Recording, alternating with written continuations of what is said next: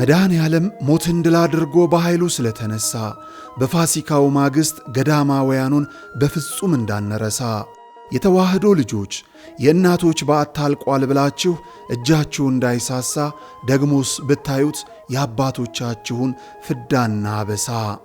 መቼም ምክንያታችን ነው ለበረከት ተጀምሮ ያላለቀው የኔና የናንተን ምጽዋት የሚጠብቀው ገዳማችን ሙታንሳ። ስለዚህ ለበረከት ሥራ የምትጣደፉ ሁላችሁ የሙታንሳ ማር ቅዱስ ሚካኤል አንድነት ገዳም አባቶችን አደራ እንዳትረሱ።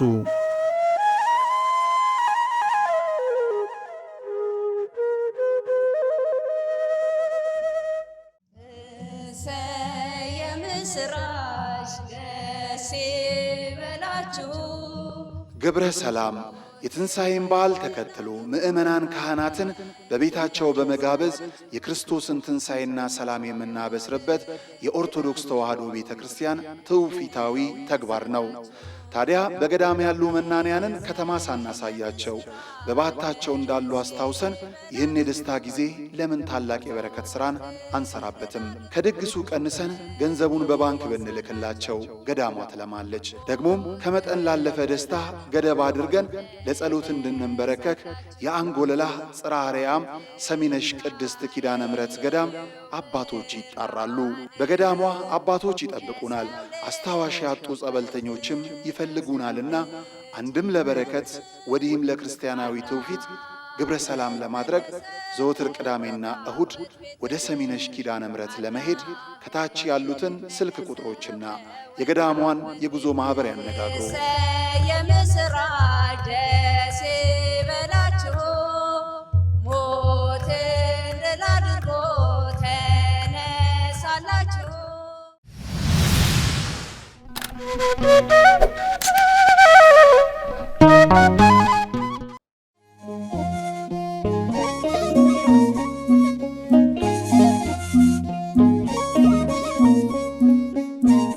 ሰላም ጤና ይስጥልን ክቡራን ተመልካቾቻችን እንደምን አላችሁ?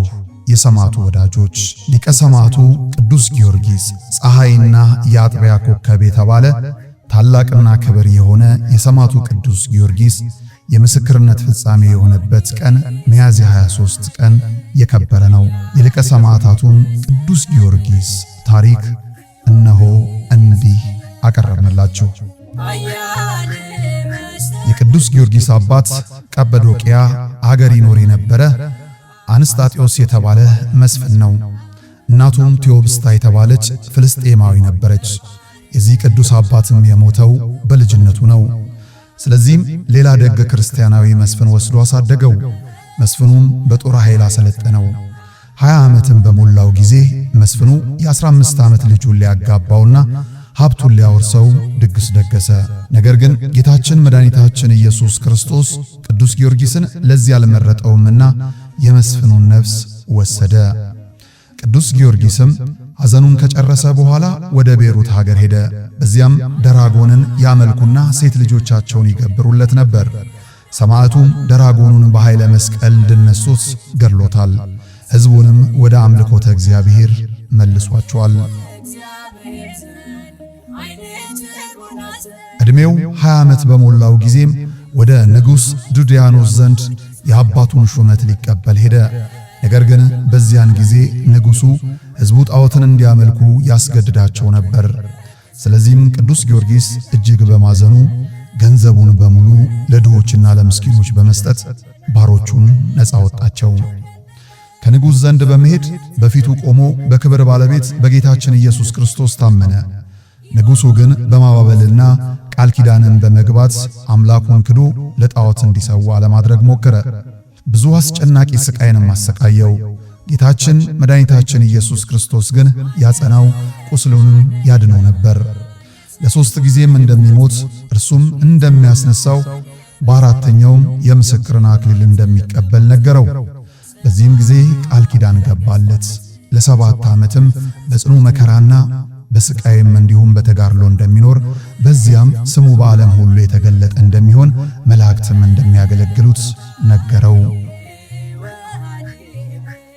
ቅዱስ ጊዮርጊስ የንጉሡን ትእዛዝ ባለመቀበሉ ንጉሡ ዱድያኖስ እጅግ አዝኖ አትናቴዎስ የሚባል ታላቅ ሥራየኛ ካስመጣ በኋላ መርዝን ቀመሞና በጽዋ መልቶ ለቅዱስ ጊዮርጊስ እንዲያጠጣው ሰጠው። መርዙም በፍጥነት የሚገድል ነበርና ወዲያውም የሚሞት መስሎት ነበር። ቅዱስ ጊዮርጊስ ግን ያንን ጽዋ ቢጠጣውም ምንም ጉዳት ሳይደርስበት ቀረ።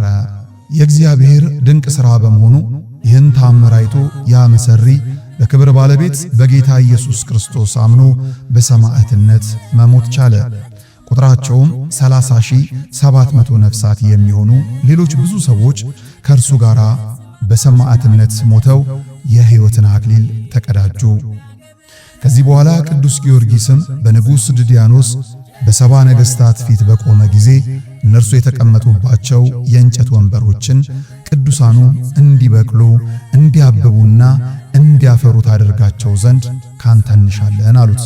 ቅዱስ ጊዮርጊስም በዚያን ጊዜ ወደ እግዚአብሔር ጸሎት አደረገ። ወንበሮቹን እነርሱ እንዳሉት አደረጋቸው። የአምላክን ድንቅ ሥራና ተአምር አይተው ቁጥር የሌላቸው ብዙ አሕዛብ በጌታ አመኑ። ነገሥታቱ ግን ከማመን ይልቅም ቅዱሱን በጉድጓድ ብረት ምጣድ ውስጥ አበሰሉት። አቃጥለው ማሳረረውም ሥጋውንና አጥንቱን ፈጅተውና አመድ ካደረጉ በኋላ ከረዥም ተራራ ላይ በተኑት። ሆኖም ጌታችን ኢየሱስ ክርስቶስ ነፍሱን ወደ ሥጋ መልሷት ዳግም አስነሳው። ቅዱስ ጊዮርጊስም ዳግም ተነስቶ ከነገሥታቱ ፊት በመቆም ተመልሶ በክብር ባለቤት በጌታችን ኢየሱስ ስም ሰበከ። በዚያም ጊዜ ቁጥር የሌላቸው አሕዛብ አይተው የእግዚአብሔርን ሥራ አደነቁ።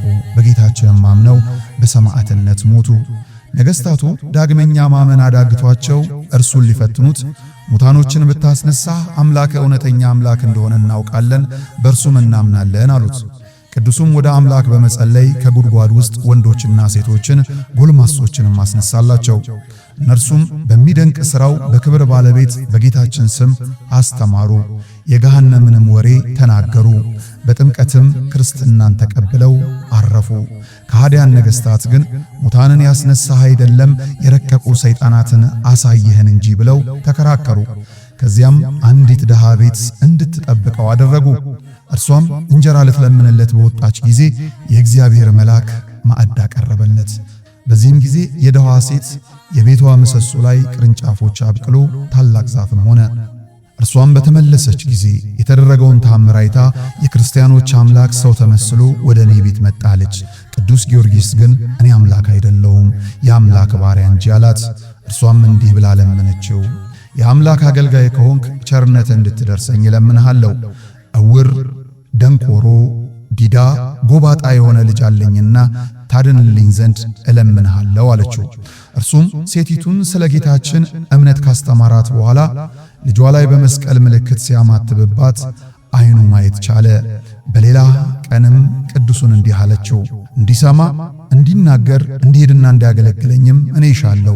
በዚህ ጊዜ ንጉሡ በሀገር ውስጥ ሲዘዋወር ከመበለቲቱ ቤት ላይ የበቀለውን ዛፍ አይቶ አደነቀ። ስለ እርሷም ሲጠይቅ ቅዱስ ጊዮርጊስ የተቀመጠባት የመበለቷ የቤት ምሰሶ ላይ ዛፍ እንደበቀለ ነገሩት። ንጉሡም ይህን በሰማ ጊዜ ወጥቶ ከዚያ ወስዶ አስገረፈው። በመንኮራኩርም እንዲያበራዩት ሲያደርግ ቅዱሱም ስለሞተ ከከተማ ውጭ ጣሉት። ለሶስተኛ ጊዜም ጌታችን ኢየሱስ ክርስቶስ ከሞት አስነሳው። ንጉሡም ከሞት እንደተነሳ ሲመለከት ደነገጠ፣ አደነቀም። ዳግመኛም ንጉሡ ቅዱስ ጊዮርጊስን በመሸንገል በመንግስቱ ላይ ምክትል እንደሚያደርገው ዘንድ ቃል ገባለት። ቅዱሱ ግን እየዘበተበት ነገ በጠዋት ለአማልክቶች መሥዋዕት አቀርባለሁ፣ አንተም ሕዝቡ እንዲሰበሰብ እዘዝ፣ እኔ ስሰዋ እንዲያዩ አለው። ንጉሡም ይህ የተናገረው ነገር እውነት መስሎት የሚሰዋ መስሎትም ተደስቶ ወደ ቤተ መንግሥቱ መልፍኛ አስገብቶ አሳደረው። ቅዱስ ጊዮርጊስም ለጸሎት በመነሳት የዳዊት መዝሙርን አነበበ። በዚህም ጊዜ የንጉሥ ዱድያኖስ ሚስት ንግሥት እለእስክንድርያ ሰምታ ቃሉ ደስ ስላሰኛትም የሚያነበውንም እንዲተረጉምላት ለመነችው። እርሱም እግዚአብሔር ዓለምን ከፈጠረበት ሰው እስከሆነበት ጊዜ የሆነውን ሁሉ አስተማራት። ንግሥቷም ትምህርቱን በልቧ ስለተቀረጸባት በክብር ባለቤት በጌታችን አመነች። በማግስቱም አዋጅ ነጋሪ ሀገሩን በመዞር ቅዱስ ጊዮርጊስ ለአማልክት ሲሰዋ ለማየት ሰው ሁሉ እንዲሰበሰብ ለሕዝቡ ነገረ። አዋጁን የሰማችው ያቺ ድሃ መበለትም እውነት መስሏት እጅግ እያዘነች እያለቀሰችም ከልጇ ጋር ወጣች። ቅዱስ ጊዮርጊስም ባያት ጊዜ ፈገግ ብሎ ልጅሽን በምድር ላይ አኑሪው አላት። ከዚያም ልጇን ጠርቶ ወደ አጵሎን ሂድ፣ ወደ እኔ የሚመጣ ዘንድ በክብር ባለቤት በጌታዬ ኢየሱስ ስም እዘዘው አለው። በዚያን ጊዜ ልጁ ድኖ ቅዱስ ጊዮርጊስ እንዳዘዘው ወደ ጣዖት ቦታ ሄዶ አዘዘው። በጣዖቱ ያደረ የርኩስ መንፈስም ከማደሪያው ወጥቶ ቅዱስ ጊዮርጊስ ወዳለበት መጥቶ እኔ ሰውን ሁሉ የማስት እንጂ አምላክ አይደለሁም ብሎ በሕዝቡ ሁሉ ፊት ጣዖቱ አመነ። ቅዱሱም ትውጠው ዘንድ ምድርን አዘዛትና ወዲያው ምድር ዋጠችው። ጣዖታቱንም ከአገልጋዮቻቸው ጋር አፋጠጣቸው። ንጉሡም ከወገኖቹ ጋር አረፈ። መጽሐፈ ስንክሳር ዘወርሃ ሚያዝያ 23ን የበለጠ መረጃ ለማግኘት ያንብቡ። ንጉሡም እጅግ ተበሳጭቶና ተቆጥቶ ንግሥቷ ጋር ገባ። እርሷም አምላካቸው ጽኑና ኃያል ነውና ክርስቲያኖችን አትጣላቸው አላልኩም ወይ አለችው። ንጉሡም ይህንን ሰምቶ በጣም ተቆጣ። ቅዱስ ጊዮርጊስ ሚስቱን ወደ ክርስቲያን እንደቀየራ ታወቀ። ከዚህም በኋላ ከከተማ ውጪ እንዲጎትቷትና በመጋዝ እንዲሰነጥቋት አዘዘ። የሰማዕትነት አክሊልንም በመንግሥተ ሰማያት ተቀበለች። ነገሥታቱ በዚህ ጊዜ አፍረው ደነገጡ። ከዚህም የባሰ ኀፍረት እንዳያመጣባቸው ራሱን በሰይፍ እንዲቆርጠው ንጉሥ ድዲያኖስን መከሩት። ንጉሡም ምክራቸውን ሰምቶ የቅዱስ ጊዮርጊስን ራስ እንዲቆረጥ አዘዘ። ቅዱስ ጊዮርጊስም መከራውን ከክርስቲያን ወገን ጸጥ እንዲል አምላኩን ለመነው። ጌታችንም ወዲያው እሳት አውርዶ 70ንም ነገሥታት ከሰራዊቶቻቸው ጋር አቃጠላቸው። በዚህም ጊዜ የክብር ባለቤት ጌታችን ኢየሱስ ክርስቶስ ለቅዱስ ጊዮርጊስ ተገለጠለትና ብዙ ቃል ኪዳን ሰጠው። እንዲህም አለው፣ በምድር መታሰቢያህን ለሚያደርግ ሁሉ እኔ ኃጢአታቸውን ሁሉ ደመስሳለሁ። በመከራ ውስጥ ሆኖ በየብስ ወይም በደዌ በስምህ የሚለምነኝን እኔ ፈጥኜ ከመከራ አድነዋለሁ። ቅዱስ ጊዮርጊስም ራሱን ዘንበል አደረገ፣ በሰይፍም ቆረጡት። በመንግሥተ ሰማያት አክሊላትን ተቀበለ። ክርስቲያኖችም ሥጋውን ወስደው በልብስ ጠቅልለው ወደ ሀገሩ ልዳ ከወሰዱት በኋላ ቤተ ክርስቲያንም ሰርተው በውስጡም አኖሩት። ከእርሱም ቁጥር የሌላቸው ብዙዎች ድንቅ ተአምሮች ተገለጡ። አምላካችን እግዚአብሔር ከቅዱስ ጊዮርጊስ በረከት ያሳትፈን። የሰማዕቱ ረድኤት ሁላችን የክርስቲያን ወገኖች ከሥጋና ከነፍስ መከራ ይጠብቀን ለዘላለሙ አሜን። እንኳን ለሚያዝያ ጊዮርጊስ ዓመታዊ የቅዱስ ጊዮርጊስ በዓል የሚከበርበት ዕለት በሰላም በጤና አደረሳችሁ። መልካም በዓል።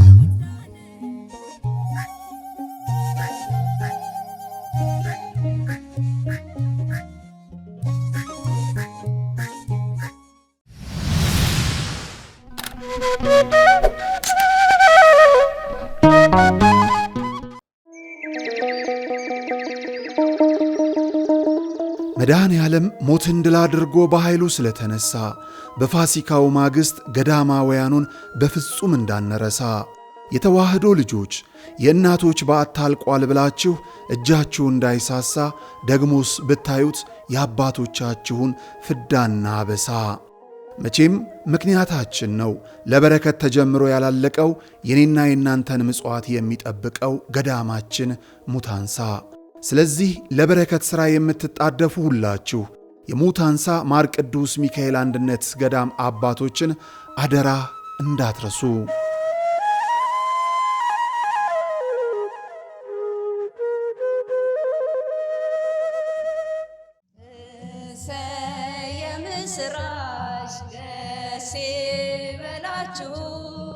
ግብረ ሰላም የትንሣኤን በዓል ተከትሎ ምዕመናን ካህናትን በቤታቸው በመጋበዝ የክርስቶስን ትንሣኤና ሰላም የምናበስርበት የኦርቶዶክስ ተዋሕዶ ቤተ ክርስቲያን ትውፊታዊ ተግባር ነው።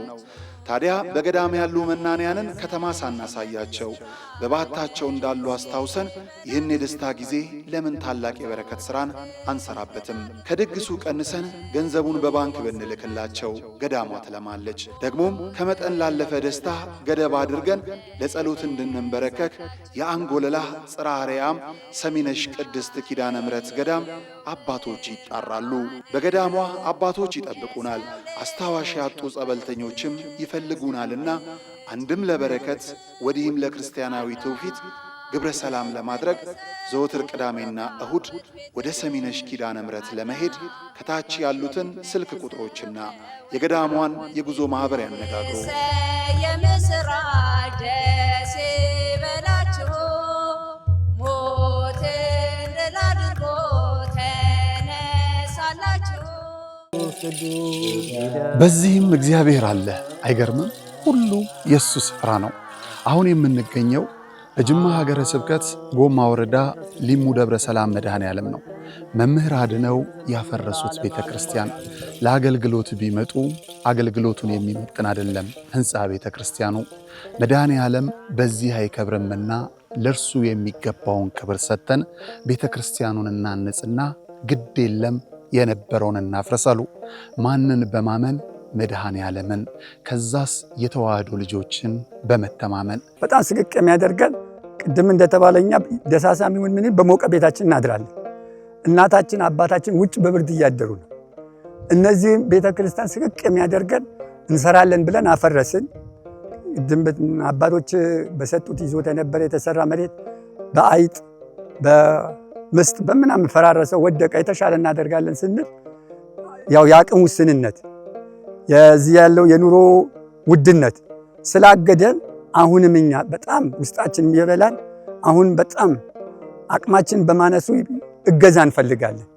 ጊዜው 1969 ነው። የሚባርከን ታቦት ያስፈልጋል ብለው በክርስትና የበረቱ የተዋህዶ ልጆች ህብረት ፈጥረው የሊሙ ሻይ ደብረ ሰላም መድኃኔ ዓለም ቤተ ክርስቲያንን ተከሉ። እነሆ በአገልግሎት ብዛት መሰረቱ ፈርሶ ጉልላቱ እንዲህ ወድቋል። ውሃ መሰረታዊ ነገር ነው። የአብነት ትምህርት ደግሞ ለቤተ ክርስቲያን መሰረታዊ ነገር ነው። ትክክል ነውና አሁን እነዚህ ልጆች እስካሁንም የተማሩትም አሁንም ያሉትን የሚያድሩበት የምታዩት ነው። መቃብር ቤት ነው የሚያድሩት። ያው አወራ ነው ገብታችሁ ብታዩት ምንም ጥርጥር የለውም። ይሄንን አወራ ነው። እዚያ ነው የሚማሩት። የሚያድሩበት አፈር ነው። ቢያንስ እንኳን መጠለያ አሁን ማታ ማታ እንደምታዩት በዚህ ዝናብ ይመጣል፣ ውሽንፍር ነው የሚመታቸው። ቁጭ ብሎ የሚማሩበትን ትምህርት ቤት ቢሰራ እጅግ የተሻለ ነገር ነው። የተዋህዶ ልጆች በውጪም በውስጥም ያላችሁ ይህ ደብር ታላቅ የበረከት ስፍራ ነው። እመኑኝ፣ የሰራችሁት ይባረካል፣ የጠየቃችሁት ይመለሳል። የቦታው ተአምር በሰው ልጆች እጅ ሥራ አጥር የለውም። ባለቤቱ ግን በተፈጥሮ ጫካ ዙሪያውን አጥሮ ቤቱን ይጠብቃል። ቤቱ ደግሞ ፈርሶ የኛን በረከት ይጠባበቃል። የለመነው እንዲመለስ የጠፋብን እንዲገኝ የመድኃኔ ዓለምን ለመድኃኔ ዓለም እንስጥ።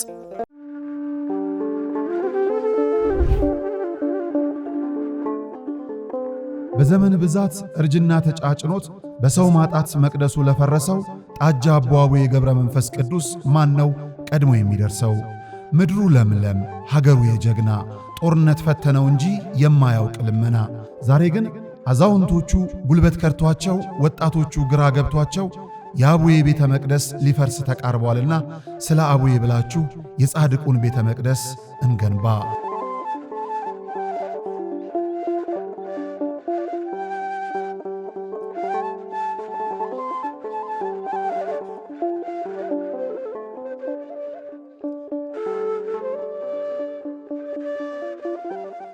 የሃይማኖት ጎራ ለማስያዝ ሀገርን እንደዚህ አይነት የዘመን መጨረሻ ነካሪ ነካሪ ያለ ትልቅ ሚዲያ ያለ ሰዎች